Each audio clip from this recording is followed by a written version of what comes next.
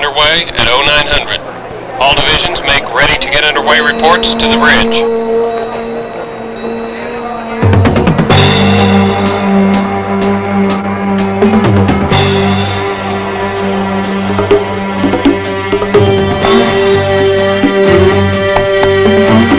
Main Control, this is Chief Lefevre reporting A Division manned and ready to get underway.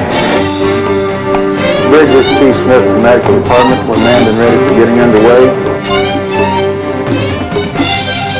Supply Department's ready to get underway. Time to take the regulator up. Fire will go. Electrical Division is ready to get underway. DC Central reporting manned and ready for getting underway. Her name is USS California, the 6th Navy ship to bear the name. She first left this port under sail a century ago. Now, the old sloop's namesake sails from Norfolk, powered not by the wind, but by the atom. Her designation, cruiser. But the only thing old about her is the name. She's the first of a new class of nuclear-powered surface ships. 11,000 tons of the most sophisticated systems yet designed by man. Her crew, 28 officers and 512 enlisted men. Among them is a small company of men without whom California could not make its first major voyage. Some say they're rugged individualists who sail their own course. Others say they're the backbone of the Navy. Probably they're both. They are the chief petty officers, the chiefs. And this is their story.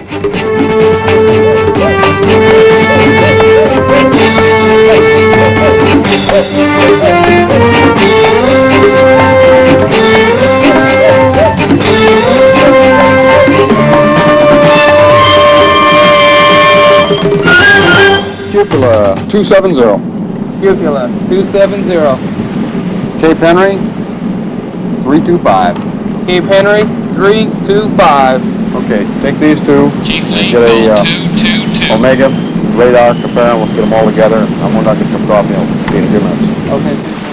California clears the harbor and reaches out toward the open sea. Ahead lies the Caribbean and her first real challenge as a ship of the line. There are questions to be answered. How will her new systems perform? How will her crew perform? The questions will be answered soon on the high seas.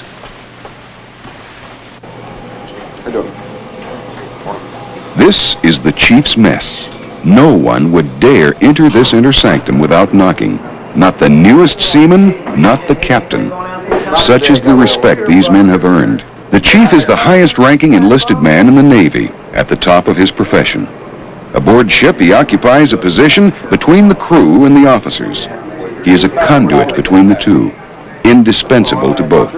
If a ship were a corporation, the chief would be middle management. And just as middle management runs the day-to-day affairs of a corporation, the chief runs the ship. Strangely enough, there is no written document that defines the unique role of a chief in the Navy. His role for 200 years has been guided by tradition, common sense, and the constantly changing needs of his men and his officers. Relieve the watch on deck, condition 4, watch section 2. Master Chief Quartermaster Kenneth Kimball, the assistant navigator. Although he never went to navigation school, he has mastered his profession through self-study and experience, and has taught it to many of the officers now in the fleet. When California's captain was assigned to the ship, he went looking for Kimball, found him, and brought him aboard to sail with him. Chief Kimball is one of the few enlisted men in the Navy qualified to be officer of the deck on a ship of this class. My duties as a chief involve the process and the training evolution of, in some cases, seniors, most cases juniors, trying to train somebody to someday that will follow along in my place. My job as a navigator is to keep the ship off the rocks, avoid collision, and I train my people to the extent that professionally they can do the same. Make sure we get those in the book. They all look pretty close. They got a good horizon. Lieutenant Lewis A. Nick Jr., navigator of the cruiser California. When he was an ensign, Chief Kimball was his instructor in navigation school. Now, together, they get the ship where she needs to go. Well, let's go plot them and see. Sure. Everybody who is an officer of the deck learns navigation by watching people do it and by practicing it. Chief Kimball is the man to watch, and he is the man to learn from. 8 o'clock posit here this morning. Okay. Looked pretty good. But the officers particularly junior officers, are most dependent on chiefs to teach them everything that they can ever learn about technical parts of operating a ship. The things that they learn that make them good officers, they learn from chiefs. Looks pretty good to me. Okay, I'll take it in and put it on the plotting sheet and see how it compares with the sun lines. Okay. Where you got us? Right here, Captain. Captain Floyd H. Miller, Jr., commanding officer of California. Known by his men as one of the best ship drivers in the Navy. One of his chiefs said, "There are 2 skippers in the Navy I'd sail to the bottom with. This captain is one of them." We'll get the counter. Well, the function of a chief, the way I see it, is that he's a technician and he's a middle management leader. He's had lots of years of experience in the Navy, otherwise he wouldn't be a chief. I think that a chief must provide training to his junior officers in particular, and that's where I look back to my first chief in the Navy, who took me under his wing. John Tobin insisted that things be done right.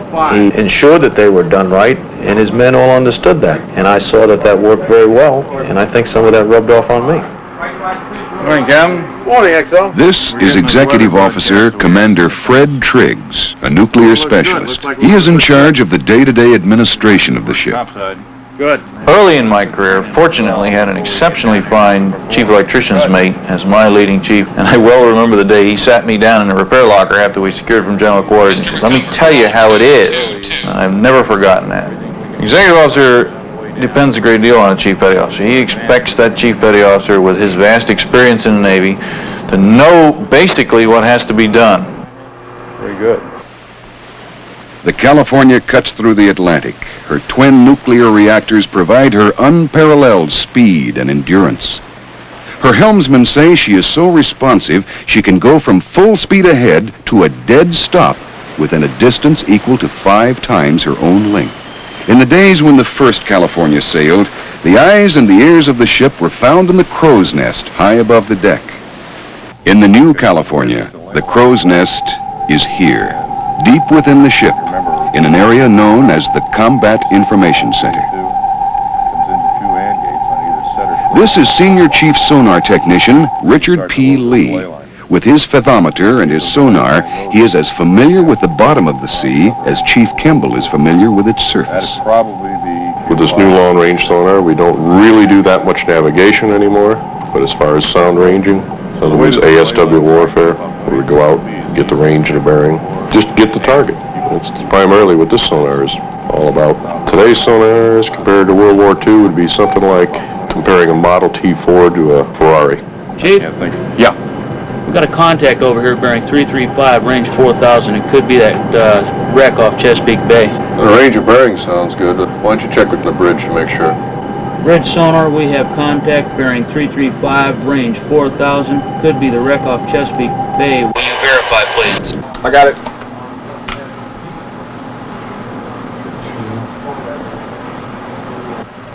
Murray informed combat to inform sonar that the contact they hold is a charted wreck. Aye. Combat bridge, inform sonar. If the wreck had turned out to be an enemy submarine, the safety of California would also have been in the hands of this man, Chief Operations Specialist Dudley Locke. Still in his 20s, Chief Locke is among a new breed of Navy chiefs, those whose unusual technical skills, intelligence, and leadership qualities have brought them through the ranks quickly to positions of immense responsibility at an early age. Chief Locke is responsible for the men and systems comprising the offensive and defensive combat readiness of California. His station is a labyrinth of consoles and computers and highly sophisticated electronic systems. But none of this technology can be any more effective than the effectiveness of Chief Locke and the 28 men in his division. Basically, I'm responsible for the smooth operation and the training of personnel who man the Combat Information Center. Just about everything that happens on board this ship is somehow related to CIC. We have a pretty big breaking point between the petty officer level and the chief petty officer level. In fact, I think you become a hell of a lot smarter overnight. All of a sudden I had just a little more respect, and people weren't just running around calling me by my last name. It was Chief, and that meant a lot to me. There was a time when the men who first sailed this sea had few rights and were little more than prisoners in the ships they sailed. But the world has changed. The Navy has changed. The Human Relations Committee presents their... This is a meeting of the Human Relations Council. It meets regularly both in port and at sea. Its proceedings are based on the fact that a ship's crew is a society of free individuals. And as in any society, harmony and group welfare may at times seem to inhibit individual freedom. Everybody'd like to see... Chief Lee is the ship's senior enlisted advisor. Through him, every enlisted man on the ship has access to the ear of the captain. Can't treat 500 people like they're one. Each person's an individual. And being an individual, they've all got their different wants, their different needs. We get the people together. If they've got a problem, they'll bring it up to me. And when I bring these problems up to the committee, I'm talking directly to the higher echelon, the executive officer, the education and services officer, the prime movers in the command. And they're the people that can normally correct 60 to 80% of the problems right on the spot. The other 20% we work on. This ship was built to be self-sufficient. Being nuclear power, we can go for many years, well over a decade, without refueling. We're not tied to the beach in any manner. We're having that as a capability. The Navy looked to other things that would tie us to the beach and ensured that we would be self-sufficient in that we have our electrical rewind shop where we can rewind essentially any motor that we have on board. We have a large machine shop that we can repair practically any piece of equipment on board. We ran out of beans and bullets, well then we'd have a problem. But I don't have to worry about fuel, repair capabilities, and what have you on board. We're, I'd say, one of the most self-sufficient cruisers in the Navy. Flight quarters for personnel transfer. All hands not involved in helicopter operations remain clear of flight deck and areas aft of frame 151. All topside personnel remove hats. Almost all ships in the Navy today have the capability to land and launch some size or type of helicopter. We split up the responsibilities for what has to be done on the flight deck. We have to be able, obviously, to land and launch helicopters safely. We have to be able to refuel them and maintain them. We have to be prepared in the event of an emergency landing or fire. Fuel for a jet aircraft, and this helicopter is a jet aircraft, is extremely critical as far as purity and lack of water suspended in it. Daily, the fuels chief tests the fuel, and then again he samples it just before it's put into the aircraft. And they're putting their lives in that flying airplane in the hands of that chief petty officer who says it's good. Pump it to him. Chief Lefebvre is an exceptional chief petty officer, one respected throughout the ship. Do not throw anything over the side. The smoking lamp is out topside. But a helicopter is an airplane, and it's a funny airplane. It's not natural for it to fly, and it's landing on a small deck, often one that's pitching and rolling, sometimes one that's wet. The operation of any aircraft is a hazardous operation. Operation of a helicopter is more so. An operation of a helicopter off a rolling platform like this is becomes a very hazardous operation. One of the most hazardous things that we do.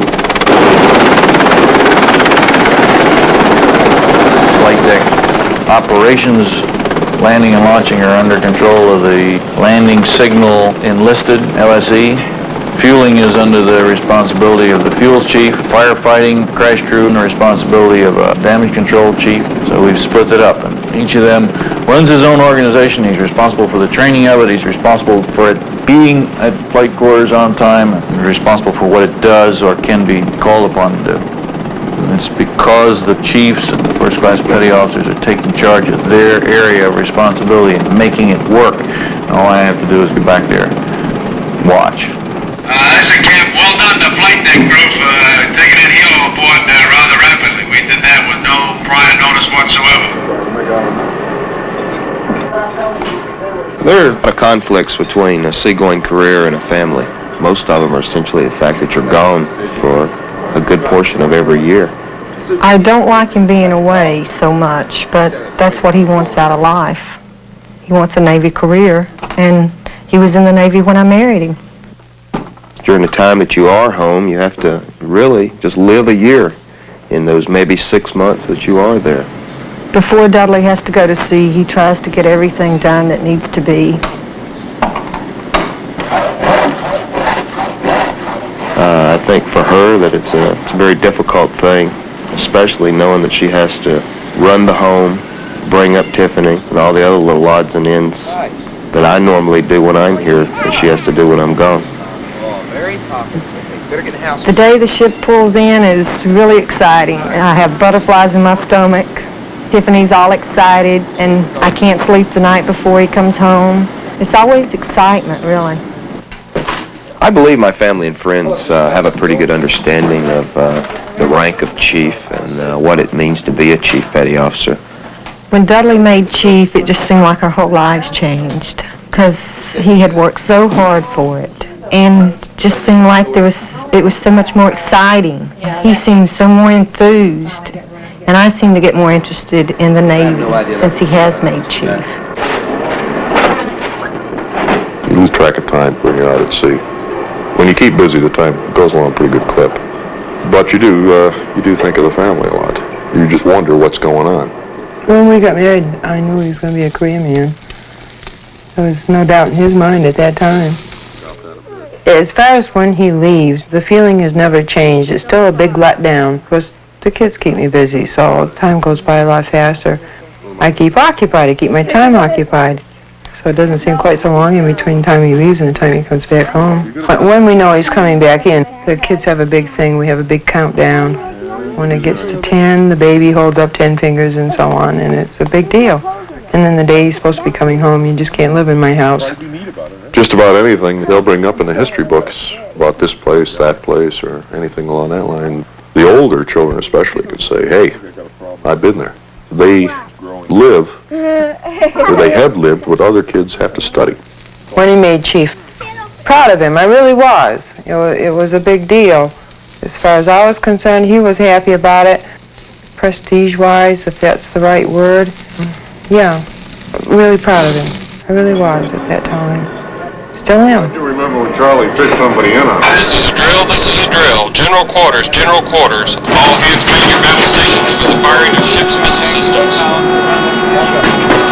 It is no accident that brought California to these waters. She is a fighting ship. Her mission is to be ready in a world that demands readiness. And so, as a fighting ship, she is sailed to a test area in the high seas to see what kind of punch she has. Warning yellow weapons type. Tail, aye. Warning yellow weapons type. Aye. Track 8007, bearing 355, range 19 miles. TO Swick, warning red weapons free. Tail, aye. Warning red weapons free, Captain. Area's clear. Track 8007, bearing 354, range 18 miles. Swick TL, birds free. T-1 and counting. Launch area is clear. Launching system ready to fire. Track 8007, bearing 357, range 16 miles. Track 8007, bearing 353, range 15 miles. T-30 and counting. TM is internal. Track 8007, bearing 356, range 13 miles. T-10, 9, 8, 7, 6, 4, 3, 2, 1, fire. Flight 30 seconds. Track 8007, bearing 348, range 10 miles. Mark India, target passed through the gate. Target passed through the gate. Yeah. Looks like a success. Track 8007, bearing 351, range 6 miles. Mark Delta. Mark Delta. Aye. Good shot. One major phase of California's mission has been successfully completed. Before her crew wrestles with the challenges of another phase, California anchors at St. Thomas in the Virgin Islands. Liberty is a release from tension. When you're on deployment, you're isolated. You're on a ship doing a certain thing. And when you go into a port, then you more or less cut loose. and you work hard, you play hard. When you're over in a foreign country, you are representing the United States. And let's face it, if you go over there to a person who's never seen an American, and if you leave them with a good impression, well, you leave them with a good impression of the States. One of the reasons that I joined the Navy was I wanted to see the world. I thought it would be very interesting to see people of other cultures and lifestyles and compare them to our own in the United States. I ate pizza with the Italians and drank beer with the Germans. I really thought it was exciting to be overseas and talk to other people and understand the way that they lived. It's still exciting to me when we go over. I've seen considerably more in the last 15 years than the normal person probably ever see in their lifetime. I've enjoyed it.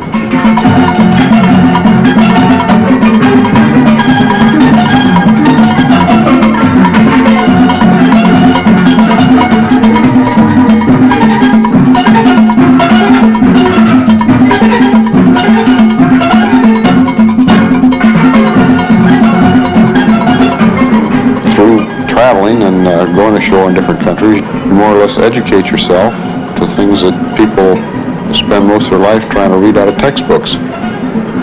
And if you get the experience firsthand, then you can supplement it with the textbook and you have a better understanding of people.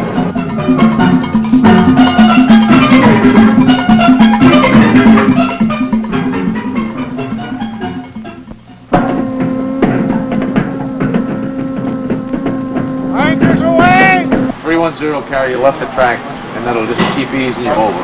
All is flight, indicate turn split on that side. You got a good fix, Chief? 116.5. Come right, course 29. Right, course 293, orders right, coming to new course 2930.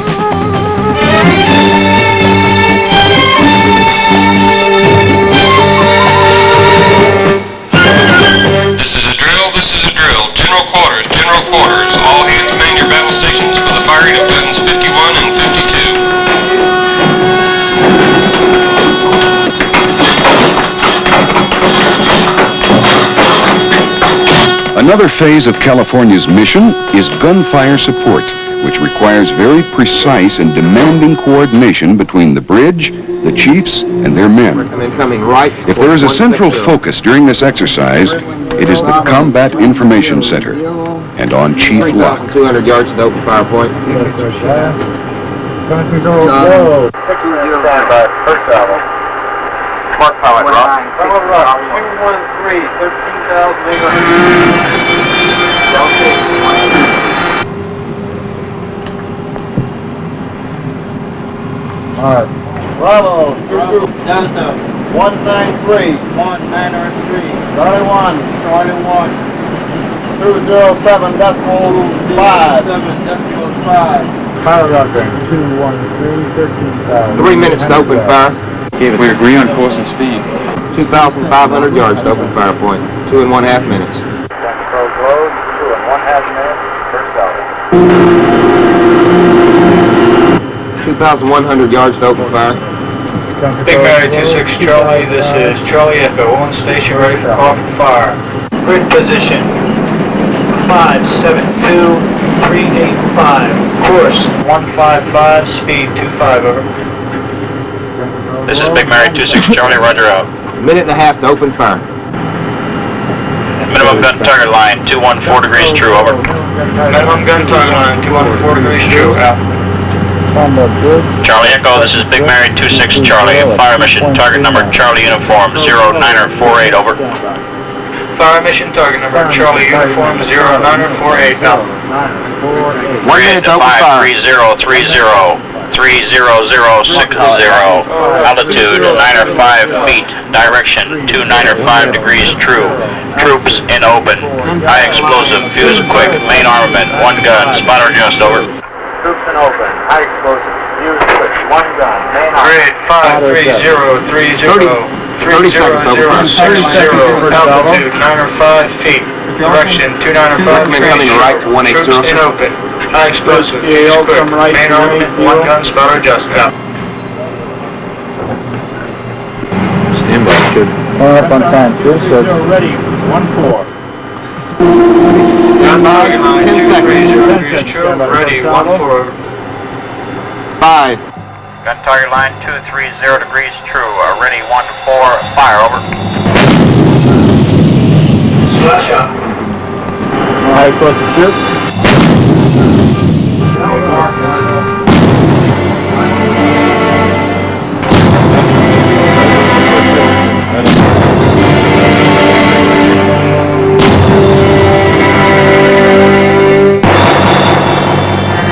Secure from general quarters.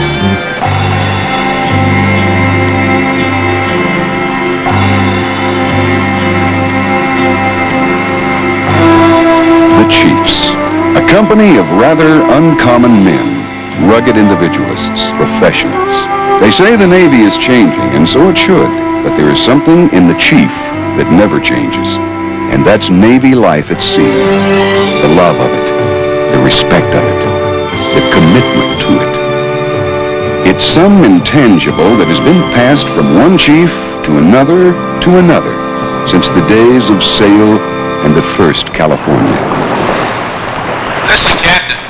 Needless to say, I am extremely gratified with the performance of the ship and her crew. We achieved a grade of 96.4 in gunfire support exercises and had 4 successful missile shots. I think that this is the type of performance that our Navy and our nation expect of a ship of this class. Well done to the crew. That's all.